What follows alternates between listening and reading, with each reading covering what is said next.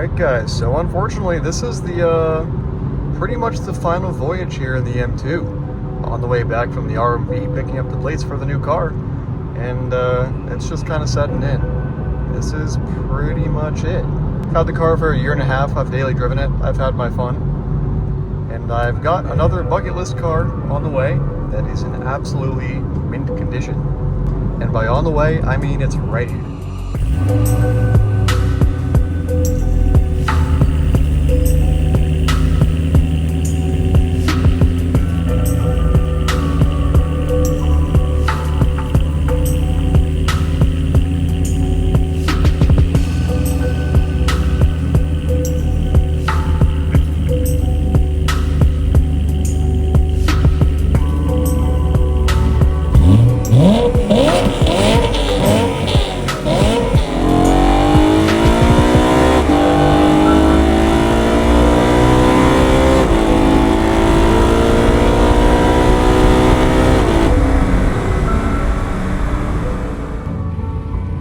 So as you guys can tell from the intro to this video, I bought an E92 M3. To a lot of you, this might seem like a downgrade from the M2 Comp, but to be honest with you, this has been a car that I've been wanting to buy pretty much for the last, like, 3 car purchases I bought, but I just never did.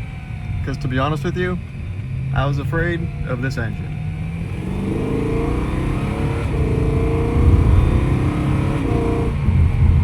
Says, oh, rod bearings, throttle actuators, it's going to explode. So what's different this time? Nothing really, except that I'm willing to take on that preventative maintenance. Now, at other points in my life, I did not really want to do that, because that was going to be my only car. I didn't want to spend all the money or worry about it blowing up on me all the time.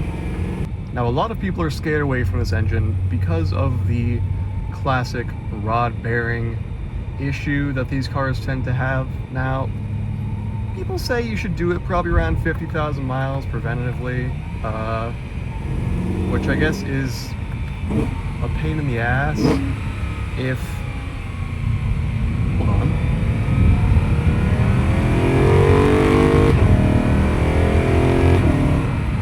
Which I guess is a pain in the ass if you're not really budgeting for it.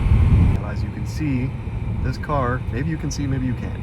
This car has 26,000 miles on it.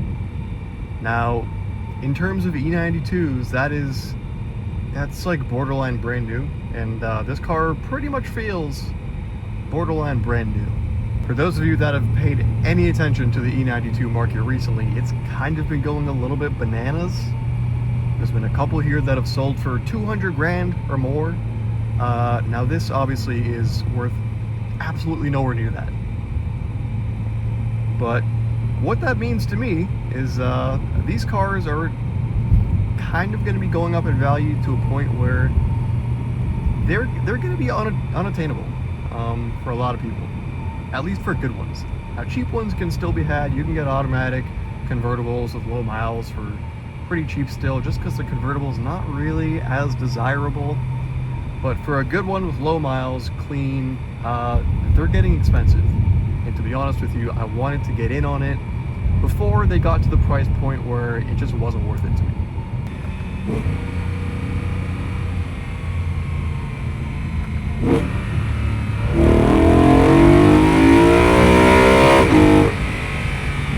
That's why you buy in a 65.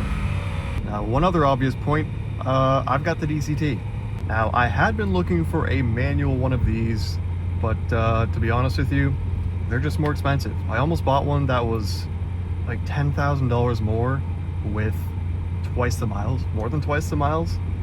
And I don't know. I mean, this transmission for what it is pretty good. And there's a lot of people who have had both, and they just kind of agree the DCT is the way to go for the E90 M3. Now, why is that? That's because of this. There is no torque to this thing at all. So if you want to go anywhere, you've got to just drop like 3 gears, or in that case 5, before you can even really do much. But that's kind of what I like about this car. You have to drive the crap out of it to actually get your enjoyment. The M2, you had torque everywhere. I had a tune, so that thing had 500 pound-feet of torque, basically like whenever. And while that sounds cool, you can basically just stick the car in one gear. You can even stick it in 6th gear, and it'll have torque. You don't need to drive the car at all to get anything out of it. Which in a way is good, but in a way it kind of makes it a little dull. So yeah, I was afraid that I was going to miss the manual, but honestly, after the better part of 2 years of daily driving a manual between that and the clown shoe before the M2, I guess there is some appeal now to have a DCT. I've been kind of enjoying having an automatic again, especially one that's like pretty decent.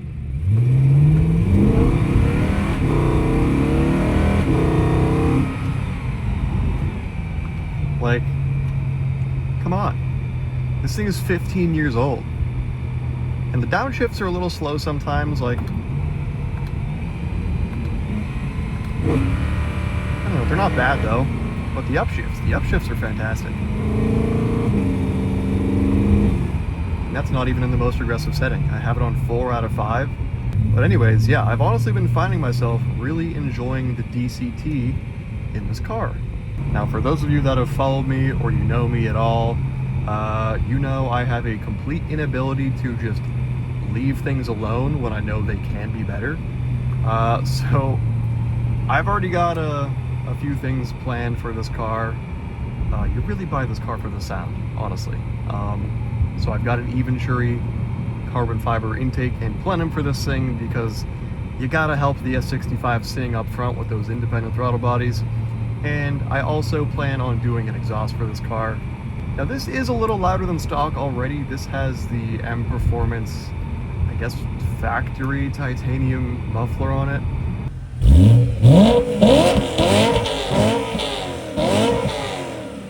But it's still, like, from the inside, pretty quiet. For me. For a lot of people this would be fine, but I don't know, coming from the M2, which was way louder than this, like, I want a little more, especially when the engine is this good. Like, it's still almost entirely dominated by the intake noise. Now, in comparison to the M2, how has this been? Because on paper, the M2 is a better car. It's got more horsepower, it's newer, it's got a really short wheelbase, so it's all slidey and everything when you want it to be. It had a manual transmission. Gonna be honest, that manual was kind of It wasn't the most satisfying thing in the world, so I don't really miss it that much. And yes, that car was super easy to just throw sideways and get slippery if you wanted it to. But to be honest, that's not really me.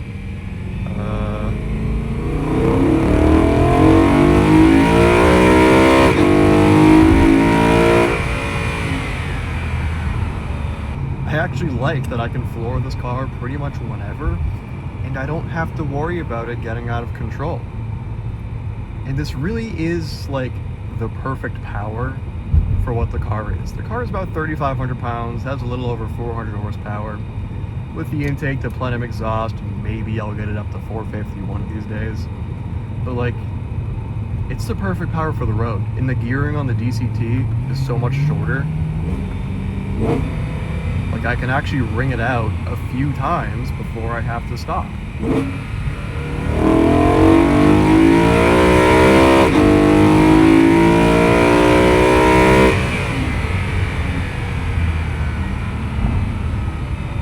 Like, the top of third gear in the M2 was 115. Now, I don't get to 115 in this car until, like, most of the way through fourth.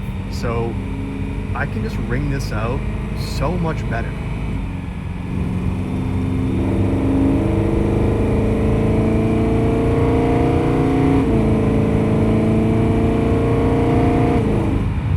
Steering, the steering is so much better.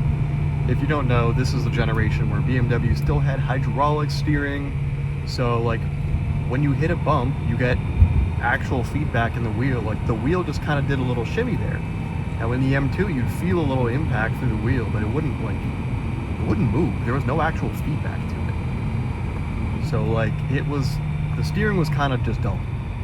So this car is just so much more like visceral and raw feeling. I don't know, that's what everyone says. Oh, it's raw feeling. Like it's kind of true in comparison to the M2, honestly. Like, yeah, if you're just a drift king, the M2 is probably the better car. But if you're not a drift king, and I'm not a drift king, this is better in pretty much every other way. Actually, you know, that one thing I don't like about the driving of this car is the brakes.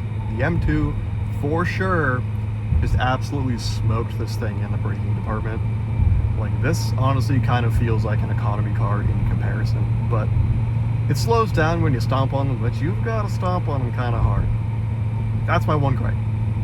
So back to what I was saying before, in every other way, aside from the brakes, this car is far superior to the M2 in terms of driving experience, and it's just a bigger car, so it's more usable. There's more trunk space, there's more rear seat space, the front feels more spacious, the seats are more comfortable. I mean, they don't look anything fancy, but like, if you tighten the bolsters all the way, it actually gets a little tighter than I think they went in the M2. So they hold you in just as good, if not better, and they're more comfortable.